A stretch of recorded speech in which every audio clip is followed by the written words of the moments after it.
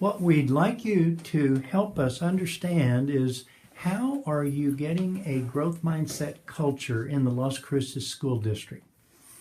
That is a very valid question because we have worked together, the last couple of years on how I used that research at Vista Middle School where I was principal before. And that was 3 years ago when we started doing this work together. So it is a very good question because that research has continued to be a part of who I am and the influence that I try to have over leaders that I coach, whether it be principals or instructional leaders.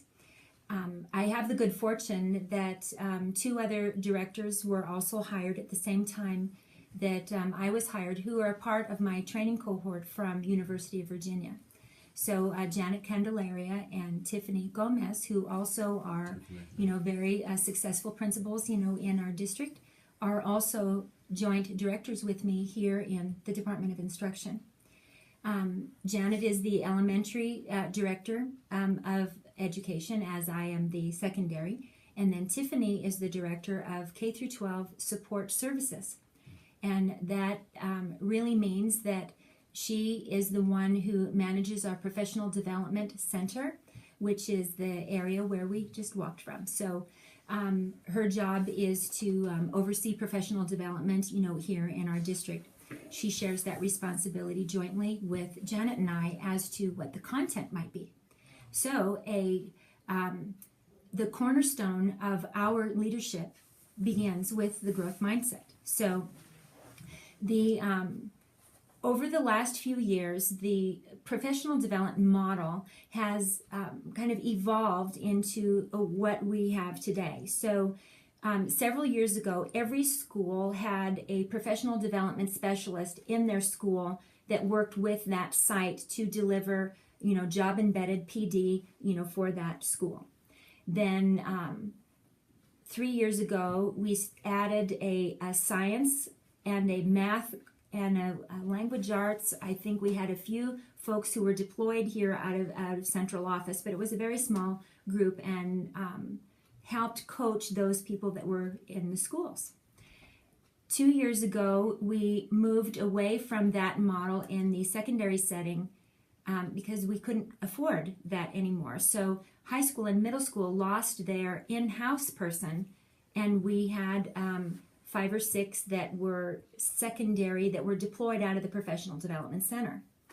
This year, as money resources continue to become a little scarce in that realm, elementary schools also lost their site-based person, and we have 10 elementary folks now that are also deployed out of the central location at the Professional Development Center. So we basically have now about 20 people that their job is to help us with how we would roll out change initiatives, curriculum alignment, assessment, articulation, all those things. They basically are missionaries to spread that message of what are we doing as a district, because I cannot do it myself, but I can set the tone and help identify the research that will be the foundation of the work we do. So for that affective part or that social emotional piece, we are using the growth mindset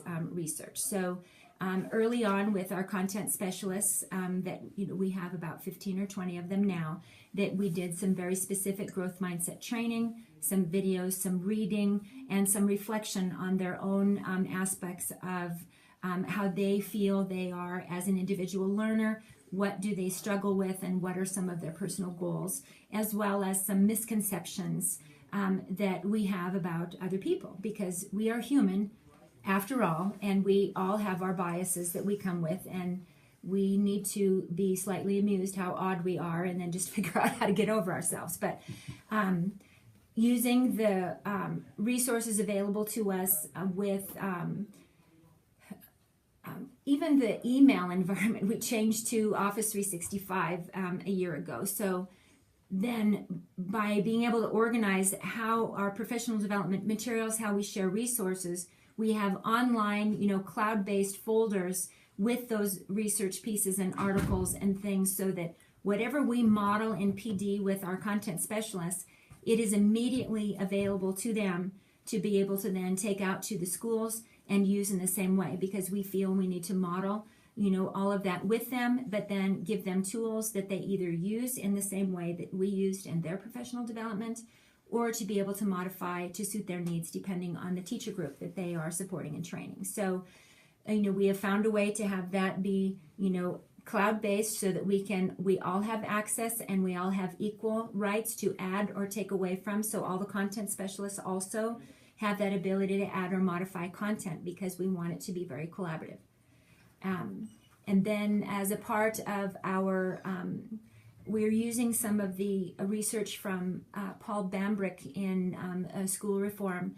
And one of the, if you were only going to pick 3 or 4 things to do, that observation and feedback is one of the most powerful tools for coaching and changing human behavior. So we model that with our coordinators and with our content specialists, where we divide it up among the directors and coordinators. So we each have 2 to 4 content specialists that we meet with weekly to be able to celebrate with them what has been going very well in their work, to talk about their personal goals, review previous commitments, look at data, and to really problem solve with them in a very real-time coaching methodology to help them. They are in a very vulnerable place of influence.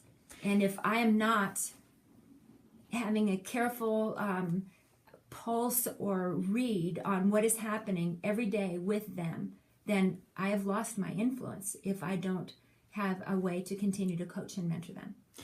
Do you offer training for kids to understand the way the brain works in the growth mindset method, so that little kids and all the way up, they're being told about their brains and how they grow and what they can, when they struggle, their brain gets stronger? Mm-hmm. Do you do things like that?